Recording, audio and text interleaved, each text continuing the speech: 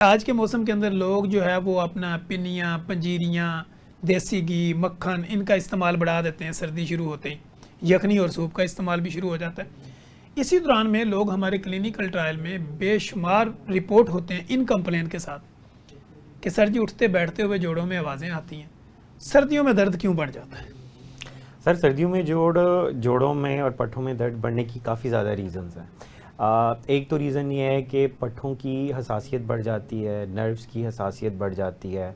उसके अलावा टेम्परेचर और जो हवा का प्रेशर है वो अब चेंज हो जाता है। ठीक है।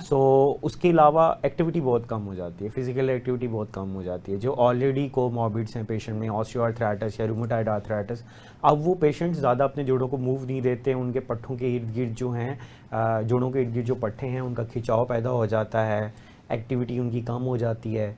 पानी का इस्तेमाल लोग ज़्यादा नहीं करते, सर्दियों में डिहाइड्रेशन हो जाती है। उसकी वजह से जो ऑलरेडी यूरिक एसिड के पेशेंट्स हैं उनके यूरिक एसिड के जो सारे क्रिस्टल्स हैं वो सारे जोड़ों में जमा हो जाते हैं। ये सारी रीज़न्स हैं जिसकी वजह से सर्दियों में जो ऑलरेडी एग्जिस्टिंग डिजीज़ हैं वो खुल के सामने आती हैं। फ्रोज़न शोल्डर के काफ़ी ज़्यादा मसाइल जो हैं वो सर्दियों में हमें ज़्यादा फील होते हैं पेशेंट्स को। तो ये सारी रीज़न्स हैं। ठीक हो सर, इसके साथ ही जो मसल्स हैं या नर्व हैं इनके अंदर जो स्टिफनेस आना शुरू हो जाती है, इसका सर्दी के साथ क्या लिंक है? बिल्कुल, सर्दी एक तो मैंने बताया कि जो टेम्परेचर है और जो एयर प्रेशर है वो चेंज हो रहा है, हसासियत बढ़ रही है। उसके अलावा ऑलरेडी पहले से पेशेंट्स को कुछ प्रॉब्लम होते हैं, जिनमें सबसे ज़्यादा अगर आप स्टिफनेस की बात करें तो रूमेटॉइड आर्थराइटिस है। रूमेटॉइड आर्थराइटिस में ये होता है कि पेशेंट जब सुबह सो के उठें तो उनके हाथों में जो है वो काफ़ी खिंचाव होता है। पेशेंट्स हमें कहते हैं हमें कम से कम आधा घंटा हाथ की उंगलियों की एक्सरसाइज करनी पड़ती है ताकि स्टिफनेस कम हो, और एक्टिविटी लेवल बहुत कम हो जाता है। एंकलोजिंग स्पॉन्डिलाइटिस के पेशेंट्स होते हैं। काफ़ी पेशेंट ऐसे हैं जो चारपाइयों पे सोना जो है वो पसंद करते हैं बजाय कि वो सख्त बिस्तर पे सोएं, और उनका जो है ना वो पॉस्चर अच्छा खासा उसकी वजह से ख़राब हो जाता है, क्योंकि ये उनके लिए पोजीशन होती है जिसमें वो काफ़ी कंफर्टेबल फील करते हैं। सो मैं पेशेंट्स को एडवाइस करता हूँ कि चाहे गर्मियाँ हों या सर्दियाँ हों, मौसम को बहुत ज़्यादा मलहूज़े खातिर ना रखें। आप गर्म कपड़ों का इस्तेमाल करें, अपनी एक्टिविटी बढ़ाएं, शाम को वॉक करें, स्विमिंग और साइकिलिंग अगर कर सकते हैं तो वो करें। जिस तरह का हमारी सेडेंटरी लाइफस्टाइल है तो एक्चुअली अब ये चीज़ें हमें ज़रूरत, रूटीन से ज़्यादा इनकी ज़रूरत है अब। ठीक हो गया। अच्छा सर, जैसे कि ये कहा जाता है कि सर्दियों में दर्द बढ़ जाते हैं, जी क्या इसमें कोई रियलिटी है या मिथ है? सर इसमें काफ़ी हद तक इस सेंस में रियलिटी है, ना सिर्फ सर्दियों में बल्कि मौसम बरसात में भी। जो पुरानी चोटें हैं वो पेशेंट्स को ज़्यादा फील होती हैं क्योंकि अब सेंसिटिविटी ज़्यादा बढ़ गई है। लेकिन ये रियलिटी में पहले से प्री एग्जिस्टिंग चीज़ें हैं जो खुल के सामने आती हैं, अलग से सर्दी कोई मसला नहीं क्रिएट करती। ठीक हो गया। सर कौन सी ऐसी बीमारियां हैं जो मौसम चेंज होते ही ज़्यादा तेज़ हो जाती हैं या बढ़ जाती हैं? काफ़ी बीमारियां हैं। अब मैं हड्डी जोड़ शोबे की बात करूं तो फ्रोज़न शोल्डर है, उनके पेशेंट्स काफ़ी ज़्यादा आ जाते हैं हमारे पास।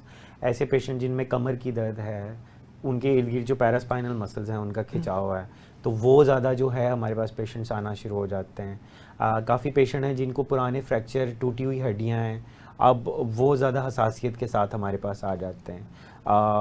न्यूरोपैथी के पेशेंट्स हमारे पास, डायबिटिक पेशेंट्स जो हैं वो काफ़ी ज़्यादा आते हैं, जिनको ischaemic peripheral ischaemic vascular disease है, यानी कि उनकी खून की नालियों में तंगी है, जो टांगों की खून की नालियाँ होती हैं। सो अब उनको टांगों में दर्द और जो है काफ़ी जो है स्टिफनेस और ऐसे इश्यूज़ के साथ वो हमारे पास आ जाते हैं। प्लांटर फिशियाइटिस के पेशेंट जो हैं, जिनकी पाँव की झिल्ली की सोजिश है, वो ज़्यादा सर्दियों में रिपोर्ट होते हैं। यानी जिसको हम ये कहते हैं कि एडी में लोग कहते हैं कि एडी दर्द हो में रहा है। दर्द जिनका होता है। ठीक है। अच्छा सर, ये गर्मियों में भी और सर्दियों में भी एडी का दर्द, तो ये कंप्लेन लोगों की बिल्कुल, तकरीबन मौसम नॉर्मल एक बरसात जैसी है। में भी और सर्दियों में भी एक जैसी कंप्लेन है पेशेंट। क्या इसका जूते के साथ भी कोई लिंक होता है? जी बिल्कुल, इसका जूते के साथ लिंक है, इसका पॉस्चर के साथ लिंक है। ख़वातीन जो हैं वो काफ़ी हाई हील्स पहनती है, पाकिस्तान में कल्चर है काफ़ी, और उसके अलावा काफ़ी लोग हैं उनका वज़न ज़्यादा होता है। मैंने ऐसे पेशेंट्स भी देखे हैं जिनका वज़न ज़्यादा है और पहले कभी लाइफ में उन्हें वॉक नहीं की, अब वो जॉगिंग स्टार्ट कर देते हैं। उसकी वजह से, ओवर यूज़ की वजह से जो है ना, उनको प्लांटर फिशियाइटिस भी डेवलप हो जाता है। यह लॉन्ग स्टैंडिंग काफ़ी है। हमारे काफ़ी ऐसे पेशेंट हैं जिनमें पेशेंट्स को 8-8 घंटे खड़े होना पड़ता है और फुटवेयर उनका प्रॉपर नहीं होता। मैं रिकमेंड करता हूँ कि हाई आर्च्ड जो है ना वो जूतों का इस्तेमाल करें। उनके अंदर सॉफ्ट सिलिकॉन इंसोल्स होने चाहिए उनके, जो मेडिकेटेड सोल आजकल आ रहे हैं। मेडिकेटेड सोल होते हैं। आपको ऐसे लगता है जैसे परिंदे के पर जो हैं वो अंदर रखे हुए हैं, उनके ऊपर आप चल रहे हैं, बिल्कुल वो नरम से होते हैं। सो उससे काफ़ी हद तक चीज़ें सेटल डाउन हो जाती हैं। अगर तो इनके साथ और मेडिसिन के साथ चीज़ें सेटल डाउन ना हो इन सोल्स के साथ, तो फिर लेटर ऑन हम स्टीरॉयड का इंजेक्शन लगा देते हैं ताकि झिल्ली की सोजिश वहाँ पे सेटल डाउन हो जाए। कई पेशेंट्स ऐसे भी हैं कि कई कई साल तक उनको पाँव की झिल्ली की सोजिश होती है और वो बर्दाश्त कर रहे होते हैं। सो मेरी रिकमेंडेशन है कि टाइम से किसी ऑर्थोपेडिक सर्जन को दिखाएं अगर आपको ये प्रॉब्लम है और इसको सॉर्ट आउट करें। ठीक हो गया।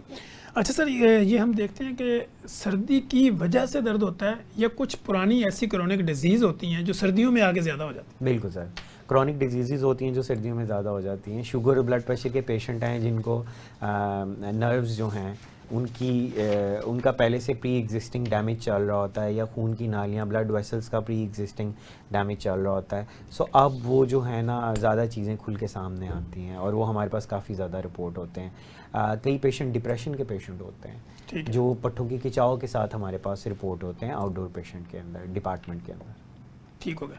डिप्रेशन का जोड़ों की दर्दों के साथ कोई लिंक है सर? बिल्कुल, डिप्रेशन का पट्ठों की खिंचाव के साथ काफ़ी ज़्यादा लिंक है। गर्दन के पट्टे खिंच जाते होंगे? गर्दन के पट्टे खिंच जाती हैं, ख़वातीन के अंदर बहुत ज़्यादा कॉमन है। कमर के पट्टे खिंच जाते हैं, इवन पूरी टांगों के पट्टे खिंच जाते हैं। सम टाइम वो फिजियोलॉजिकल होता है और सम टाइम साइकोलॉजिकल भी होता है। तो हम प्रॉपर उसको वैल्यूएट करते हैं।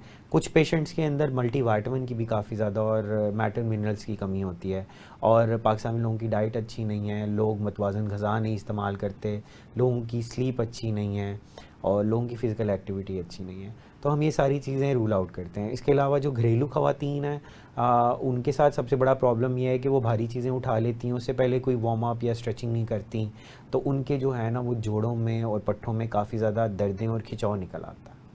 ठीक हो गया। और आप ये समझते हैं कि साइकोलॉजिकली और फिज़िकली आपको फिट होना ज़रूरी है अगर आप दर्दों से निजात चाहते हैं? एग्जैक्टली, बिल्कुल सर। ठीक हो गया। अच्छा सर, जैसे कि आपने जिक्र किया चारपाई, बेड या ज़मीन, तीनों पे सोना आपके नज़दीक कौन सा सोना बेहतर है? सर सख्त बिस्तर जो है वो सबसे बेहतर है। ठीक है। अगर तो कोई पेशेंट कालीन या ज़मीन पे नहीं सोना चाहते तो उसके लिए बड़े अच्छे मुख्तलिफ कंपनियों ने मेडिकेटेड ऑर्थो मैट्रेस बनाए हुए हैं, ऑर्थो मैट्रेस और ऑर्थो पिलो। सो मुख्तलिफ वैरायटी के होते हैं। इसमें कूल जेल वैरायटी भी काफ़ी कंपनियों की आती है। कूल जेल वैरायटी की ख़ास बात यह है कि वो गर्मियों में ठंडी और सर्दियों में वो गर्म होता है। उसके अलावा वो आपके पोस्चर को अलाइन करते हैं, वो पूरी रात आपकी बॉडी का और नेक का मसाज करते हैं। सो आप समझे कि आपके मुफ्त के फिजियोथेरेपी के सेशंस हो जाते हैं। सो हम ऐसे पेशेंट जिनको जोड़ों और पट्ठों के मसाइल हैं उनको रिकमेंड करते हैं कि वो ऑर्थो मैट्रेस यूज़ करें, ना कि वो रातों को घर में बच्चों को बुलाएं और कहें कि आप मेरी टांगें दबाओ और मेरी कमर दबाओ, तो आपको उससे छुटकारा मिल जाएगा।